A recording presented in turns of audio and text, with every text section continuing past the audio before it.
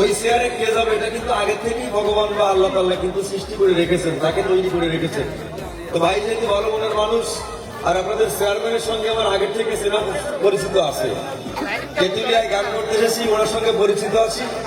তো আমি আপনাদের কাছে এইটুকু বলবো, মায়েরা আপনারা একটু তার জন্য সৃষ্টিকর্তার কাছে প্রার্থনা করবেন, যেন সৃষ্টিকর্তা মনের বাসনা পূরণ করেন।